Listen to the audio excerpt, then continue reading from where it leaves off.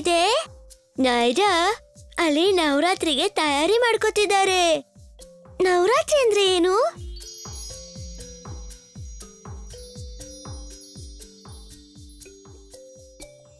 ಮಕ್ಳೇ, ನವರಾತ್ರಿ ಅಂದ್ರೆ ಕೆಟ್ಟದರ ವಿರುದ್ಧ ಒಳ್ಳೆಯದರ ಗೆಲುವಿನ ಸಂಕೇತ.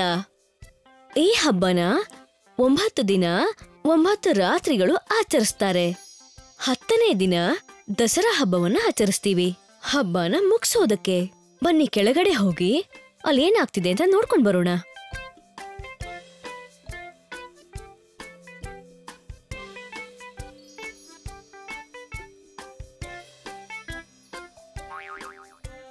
ಅಮ್ಮ, ಆ ಸ್ಟ್ಯಾಂಡ್ ಯಾಕೆ ಇಟ್ಟಿದ್ದಾರೆ?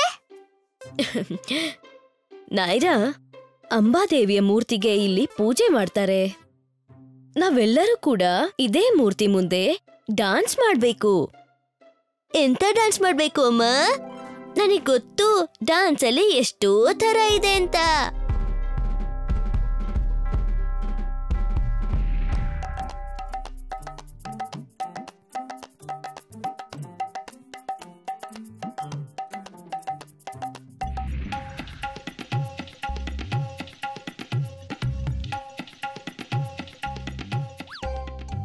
ಹೌದು ನೀಲ್, ನಮ್ಮ ದೇಶದಲ್ಲಿ ನವರಾತ್ರಿ ಹಬ್ಬನ ಬೇರೆ ಬೇರೆ ಕಡೆ ಬೇರೆ ಬೇರೆ ತರ ಆಚರಿಸ್ತಾರೆ, ಅವ್ರದೇ ರೀತಿಯಲ್ಲಿ. ಡಾನ್ಸ್ ಫಾರ್ಮ್ ಕೂಡ ಜಾಗದಿಂದ ಜಾಗಕ್ಕೆ ಬದಲಾಗತ್ತೆ. ಆದ್ರೂ ಕೂಡ ತುಂಬಾನೇ ಮುಖ್ಯವಾದ ಡಾನ್ಸ್ ಅಂದ್ರೆ ಗರ್ಬಾ ಮತ್ತೆ ದಾಂಡ್ಯ. ಗೊತ್ತಾ ನಿಮ್ಗೆ? ಅಮ್ಮ, ನನಗ್ ಗೊತ್ತು. ಇಲ್ಲಿ ರೌಂಡ್ ರೌಂಡ್ ಹೋಗ್ತಾ ಡಾನ್ಸ್ ಮಾಡ್ತಾರೆ ಎಲ್ರು. ಸರಿಯಾಗಿ ಹೇಳ್ದೆ ನೀಲ್. ಈ ಡಾನ್ಸ್ ಫಾರ್ಮ್ ದೇವರನ್ನ ಪ್ರಾರ್ಥಿಸೋಕೆ ಒಂದು ರೀತಿಯಾಗಿದೆ.